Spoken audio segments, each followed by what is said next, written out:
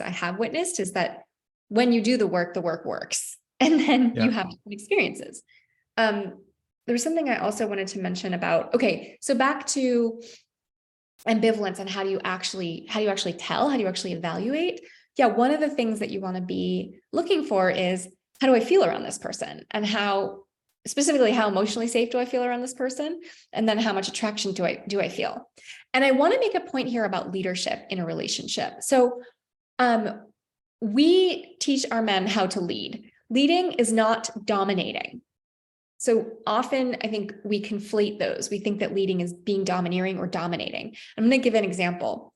If you're with a woman and the sex is good and the relationship is good, and you're kind of like, I don't know, is it good enough? You know, she's kind of shy, right? She doesn't really open up all the time, or it's kind of boring on road trips, you know, like just she's kind of shy, and I wish she was more kind of sexually free. A lot of us will assume this is just the way this person is. There's no shifting, there's no adjusting. It's just, this is just how they are. Take it or leave it. So I have to decide on my own, is this the partner I want forever? And there's no shifting. I want to talk about leadership. So for example, if you're a man and you want kind of more sexual variety in your sex life with this partner, or you want just more expression on her end, or whatever it is, you can lead a discussion and say, hey, this is kind of edgy for me, but I would love to talk about sex with you.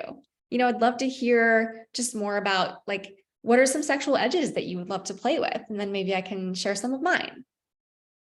And you can lead a discussion. And one of the things that you can share is, I think you're really sexy. I would love to see just more like of you, just more of you in that space. You know, if you wanted to wear something, and I'm not saying that you're not enough. That's not what I'm saying. I'm saying I want more of you. I want to see more of you, and not just visually, but just who are you in that arena? Like, what's on your heart? What's, you know, going on for you? You can lead conversations. You can lead in a relationship in many ways.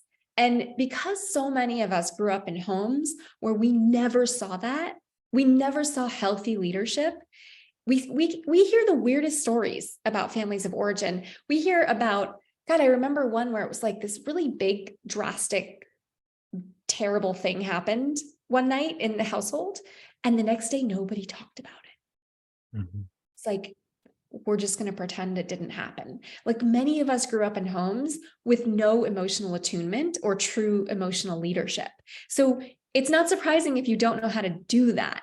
But what I'm trying to communicate is, when you're evaluating or when you're in a relationship, you are allowed to lead conversations. You are allowed to lead to find out more and to open up more of a space. And, you know, for those of you that have taken my streaming course about sex, Please Her in Bed, one of the big points in that course is, when you as the man invite her forward, right? When you invite, like, I want sex to be a safe topic for us.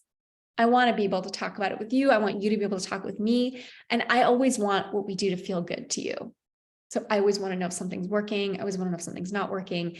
When you do that behavior over time, when you set the stage, you lead, and then you continue doing that, you know, it's not just going to be that one conversation. You are planting a seed. You're planting a seed, and over time you're watering it. And you're creating a safe space. You're inviting her into a container. When you do that over time, yeah, people shift. They come forward. Things change. Like, I was just talking to a client where he basically did a version of that, and he said, I found out things I'd never known. And we've been together for years, you know, just because I created that space. And it's really helpful things. I remember years ago as well, when I did my Please Her in Bed talk live, one of my friends they were a couple, and it opened up a discussion for them. He led a conversation about sex. And she said, yeah, one of the things is that sometimes I'm almost about to come, like I'm almost there. I'm almost about to orgasm, but you switch what you're doing. And he said, yeah, that's because you get really, really quiet. And so I think that what I'm doing isn't working. And she's like, no, when I get really, really, really quiet, it's because I'm close. And they've never known that about each other. So there's a lot of possibility and creativity and openness that can happen in a relationship, even if you've been together for decades. Honestly, we see that all the time. That means that if you're feeling uncertain or feeling ambivalent about a certain part of your relationship, you can lead there. There's room. And I think that that's something that I've been, what's the word? That's been challenging for me in relationship is I think because I had a parent who wouldn't budge on anything, it was sort of like, there's no point in bringing something up to this person. There's no room. Because of that patterning, I will often be trying to decide about someone without sharing my concerns. Like, I'm like, well, that's just how they are. And I've got to decide now if I'm going to tolerate that thing that I don't like, or that makes me feel unsafe, and stay with them or leave, right? Yeah. Like there's 0 or 60.